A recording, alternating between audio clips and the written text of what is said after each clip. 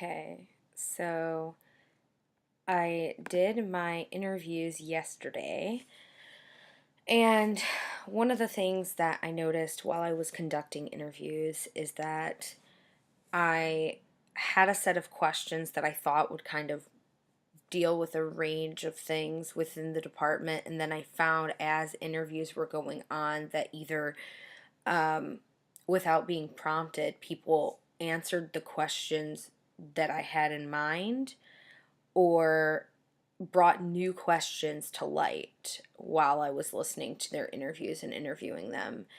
And um, so what it kind of was instead of it being what I originally thought it would be, which is me asking them a set of questions and everyone responding to the same questions and then having it be, the final project be like a video where the question pops up on the screen and you see like two or three answers to that question, and then a next question pops up and it's two or three answers. It ended up being I asked this person these questions, and based on their interview, I tweaked the questions I already had for the next person, and um, so on and so forth. And actually, the questions that I had developed thinking that they would work for everyone in the department, for all of the students, didn't work for the freshmen. I actually was able to get two freshmen to come, which was super awesome and very helpful to see how the department has influenced them already. And working with the two freshmen, I had to tweak the questions I had and kind of come up with stuff on the fly while I was interviewing them to figure out, how the department has affected them and how what their experience has been within the department. So I guess the number one thing that I learned doing this is that you can't predict an interview, which is actually kind of a good thing, I feel. I went in thinking it was going to be one way and hoping it was kind of going to go one way. Instead, it ended up being something different, which kind of opened up my eyes a little bit and kind of got me to, I guess, let my heart be not as hardened towards the department. And it opened me up to a more open and free discussion. And I think one of the things that I kind of learned was that it's super easy to be critical of other things, but it's very hard to take criticism towards yourself. And I think not that anyone was directly criticizing me with these interviews because that wasn't their intent. Um, I was critical of myself, and I think through this I became a better interviewer because it made me reevaluate my questions and try and make them not so biased. Um, because in order for this video or this final project and final product that I hope to have, in order for that to have the impact that I hope that it has, or will have, I think it's very important that it isn't biased and that it comes from a place of being an open discussion, and it comes from a place of being, I want to fix this. I want to understand and be more educated about what's going on in the department, and I want to educate. And I think that is now my driving force for this project, is that I want it to educate. I want to educate the faculty of how the students feel, and ultimately to give the students a voice and a venue to air their issues with the department in a healthy manner so that they can actually be addressed and considered. The number one thing that I found during these videos isn't that people necessarily felt like they were being used by the department, kind of like as pawns, but that they felt that they didn't have a voice and that they weren't being considered. which is kind of hard to deal with as a student, knowing that you're at an educational institution and that people are making rules that directly affect you, and you don't feel like you even have a say in your own education. Like, that's really sucky. So, yeah, that's just kind of my reaction right now. Don't really know what else to say.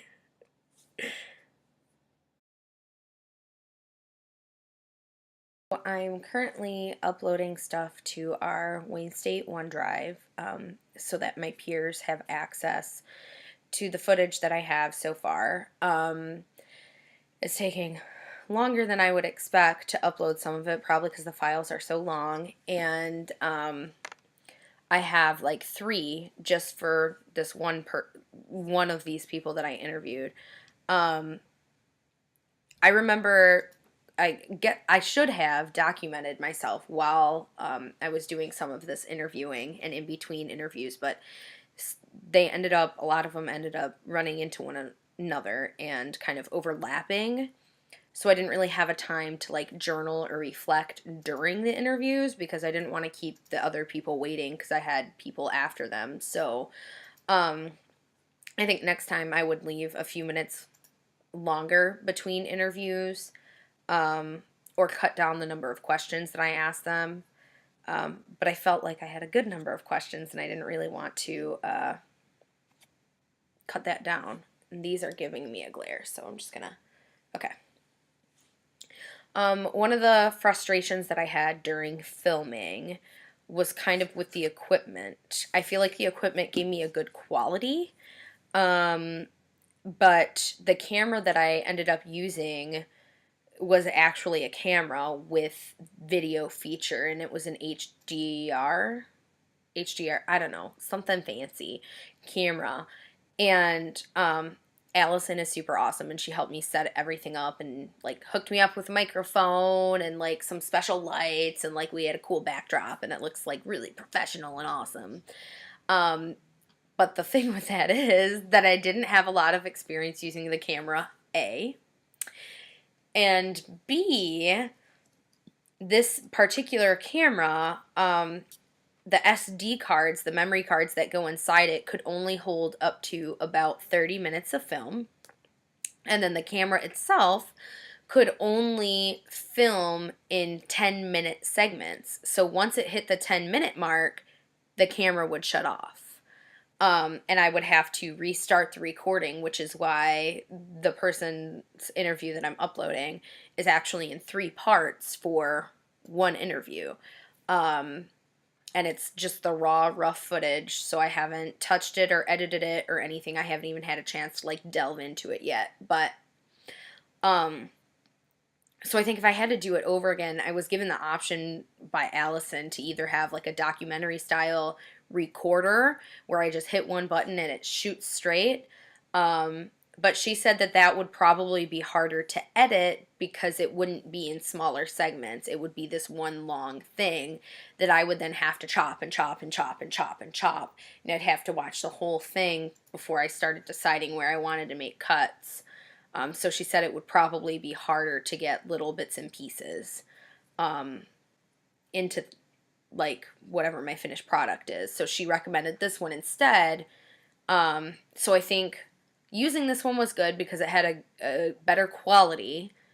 I guess the only thing I didn't like was that I couldn't shoot a whole like 15-minute interview at once. So I had scheduled the interviews to be 10 minutes, and given myself 5 minutes between each 10-minute interview since the interviews, since they could film 10 minutes at a time. No, wait, I lied. She told me I could film 12 minutes, so I scheduled them for 10 minutes, and I gave myself that, like, 2-minute buffer. I was like, oh, if I do a 10-minute interview, it shouldn't shut off at all. Well, that's not how it worked out. And each interview ended up being about 15 minutes, so I'd have to stop, like, halfway through and cut it and then resume. Or a couple times it actually ended up going over, and then I had to re-record some of the questions, which meant that I didn't get quite as authentic responses because they had to they had time to think about what they wanted to say. Part of me feels like I should have given the questions out ahead of time, because a lot of the interviews, there were people who were fumbling over their words and weren't quite sure what to say and didn't have enough time to come up with like a straightforward response. And they seemed hesitant to be truthful, almost. I had one of the students come up to me after the interview and ask me if it was going to be seen by the entire department, because though he felt like he wouldn't be punished for voicing his opinion, he felt like if someone saw this that he could get into trouble somehow. So he came up to me afterwards and he was like very concerned about whether or not I would use his video and show it to the entire department, or who all was going to see it, and was it going to be broadcast. So I'm thinking about possibly just not using his video at all, because I don't want to do something that would make him feel uncomfortable. So I'm going to reach out to him and ask him if it makes him that uncomfortable, if he just wants me to like not use his video.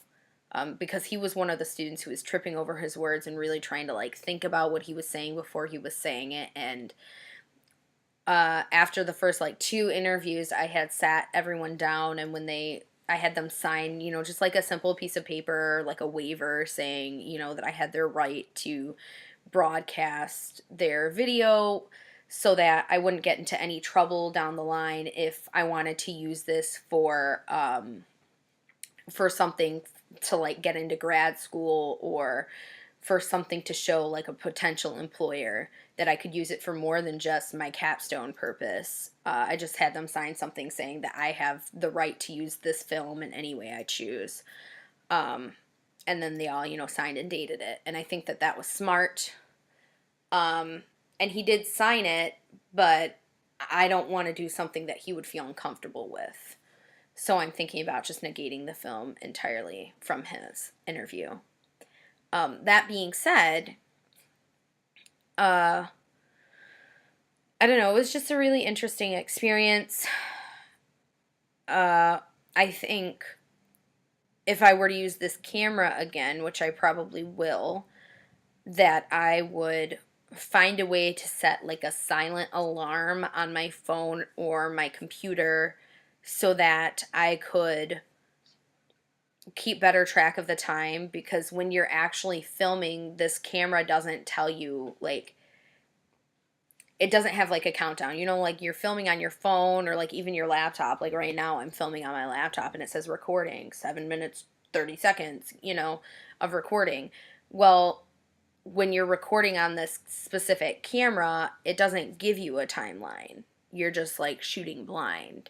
So I didn't know how much time I had left, how much I didn't have left. And then the battery would run out halfway through some of the interviews. So like I had to keep up and up on that. And every couple interviews I would have to dump the memory card, because it was only 16 gigabytes, and switch it out to the other one she had given me. So I think going forward, I'm probably going to schedule another set of interviews, because I had 2 freshmen who participated, which was awesome. I didn't have like any sophomores. I had a couple of juniors and a couple of seniors, and that was it. And I only had one BFA student, one acting BFA student, which was kind of disheartening, because I wanted to have a more like unbiased, and I wanted to have a more generalized view of everything. And I got no teachers, which I kind of want to see their side. I don't know that I'll necessarily use their film in the final product, but I'd like to hear their side of the story, to kind of see what they see as going on, since they go to places that we students can't. Like, they go to the faculty meetings, and some people who are on the board go to these board meetings and know what's actually going on with like the budget and why cuts were made. I would like to kind of delve deeper into that.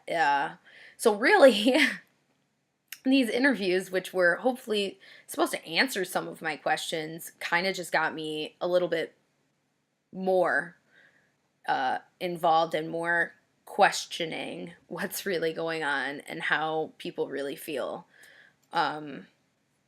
So yeah, there's a couple things that I kind of want to do different for next time, and I think I want to have two separate like lists of questions. I was using questions from my laptop, which is kind of cool because it gave me the ability to change them halfway through interviews, um, and gave me the ability to kind of like edit them based on the person I was interviewing.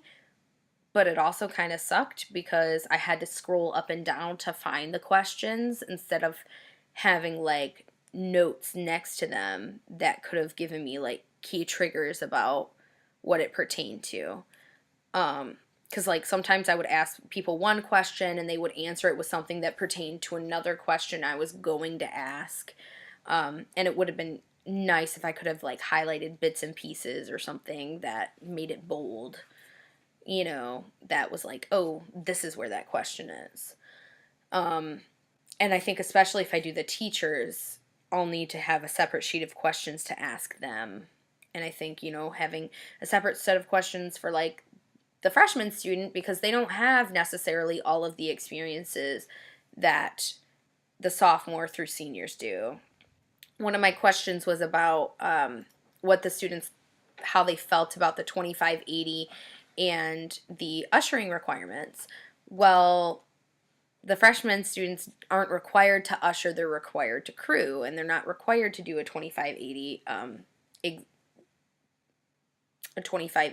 class because it's not required to your sophomore year. So that question didn't work for them, so I had to change it to how do they feel about crewing, and I think it would work better if I had like separate columns or categories laid out for interviewing different people. And I kind of feel like I got a lot of information, but also not a wide enough array of people telling me the information. And a lot of things were repeated, and I'd kind of almost like to see a variety. Like, one of the questions I had asked people was, what do you think the strength of our department is? And so many people said that they thought our biggest strength was the professors, which is great. I think it's awesome that they're happy about the professors that we have, but nobody brought up anything else about the department, and I would have liked to have seen some different answers just to kind of see if anyone thinks there's anything else that our department has to offer other than professors, because you expect professors and they're legit in every department, because they're the teachers. So I think it would be interesting to see what the professors would say our biggest strength is as a department. Maybe something that the other departments in the university don't have. Whether it's, oh, I'm a professor and I think like our biggest strength is our guest teachers or our call board because it sends out information about, interviews and stuff. Like, I just think it would have been cool to get some different answers and to see if there was anything more that people thought was great about our department and things that we should keep. So that's kind of where I'm at right now. Just kind of sifting through stuff. Like I said, a lot of this footage is still raw, and I don't think I might have an opportunity to really start sifting through it until next week. So here we go.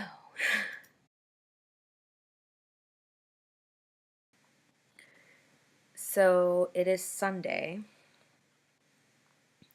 and today when I was getting all my stuff uploaded to OneDrive and working on my blog post, I actually got a message on Facebook from one of my interview candidates.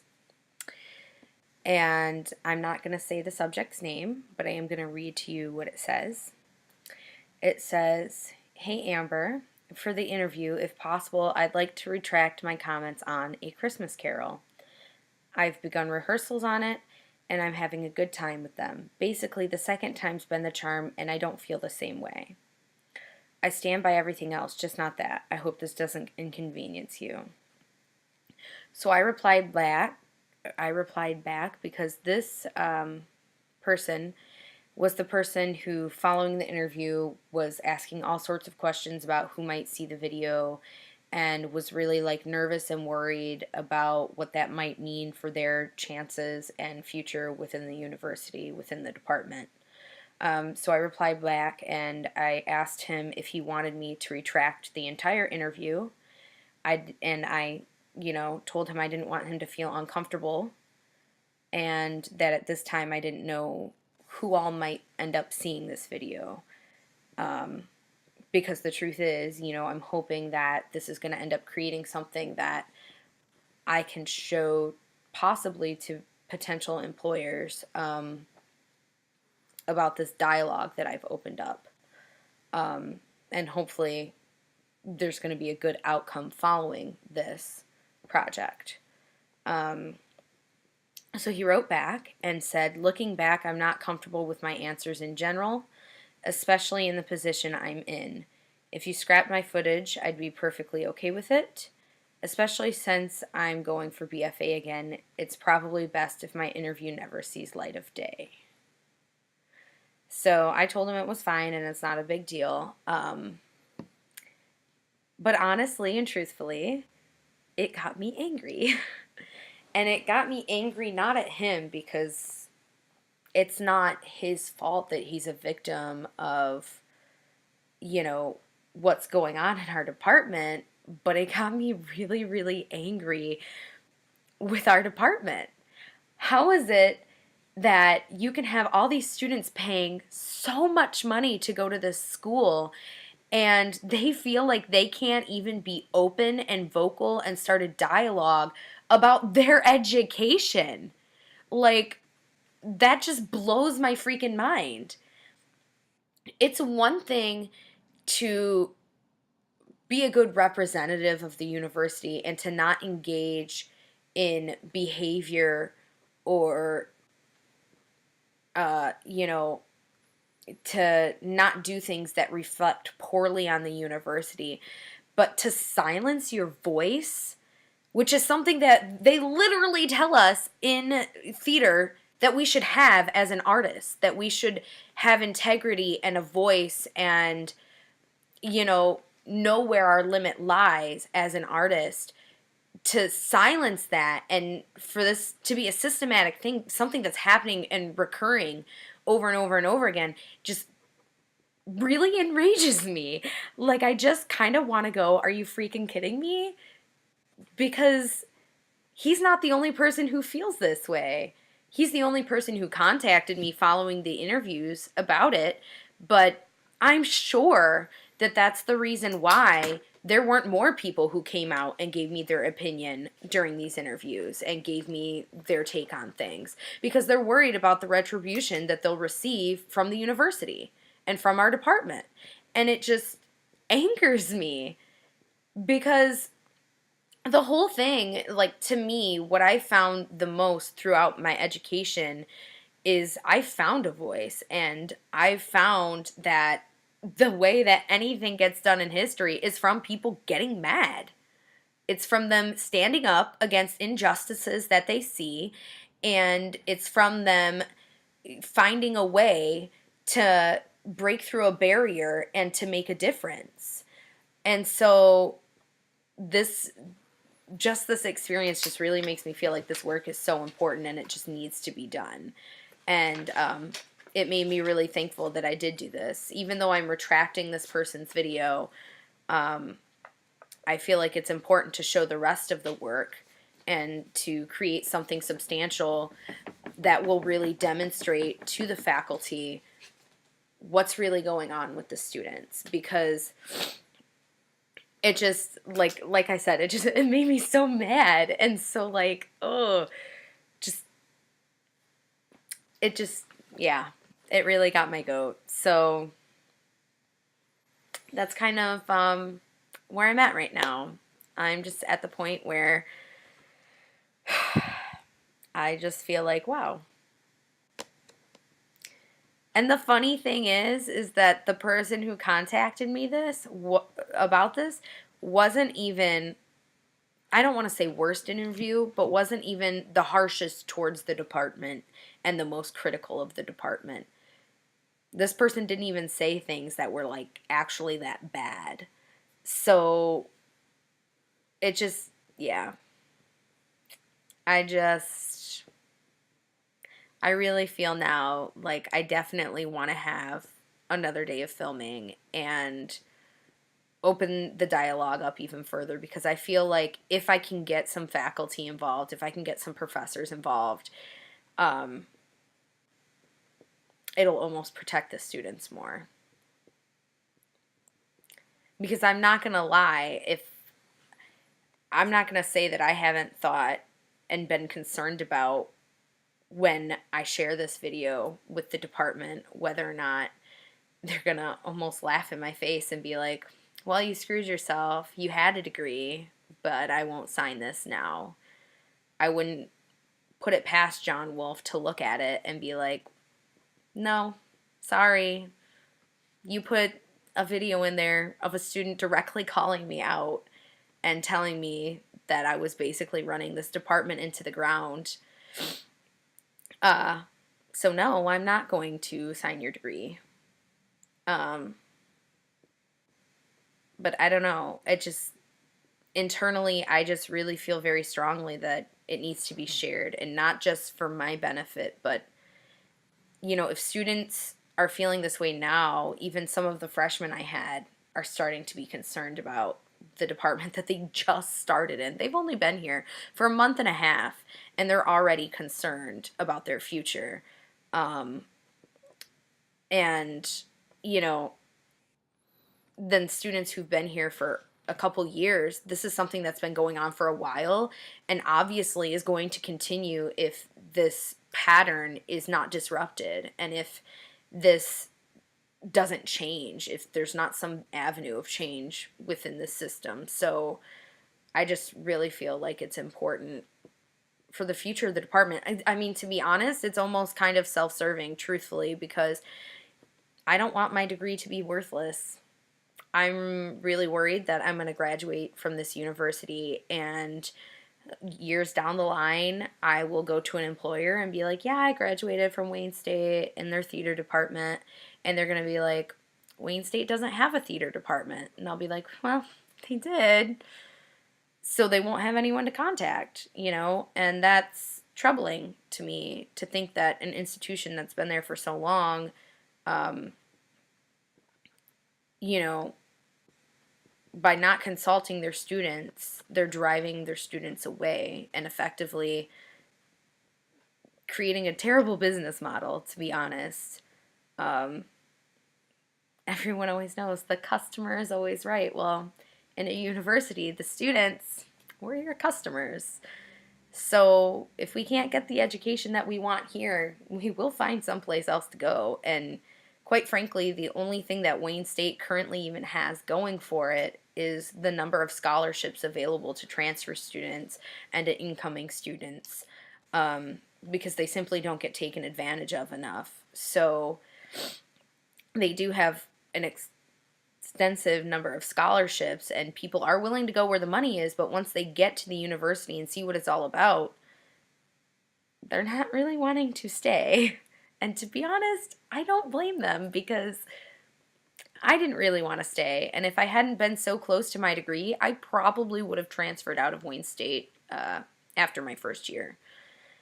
Actually, probably after my first semester. But that being said, I did stay, and I'm thankful, because I wouldn't have had some of the teachers that I did have last year and even this year that have actually made a pretty big impact on me. So yeah, I'm really thankful to be doing this project, even though it kind of started out as like an anger thing. I feel like it's been quite enlightening so far, and I'm excited to see where the rest of this journey goes.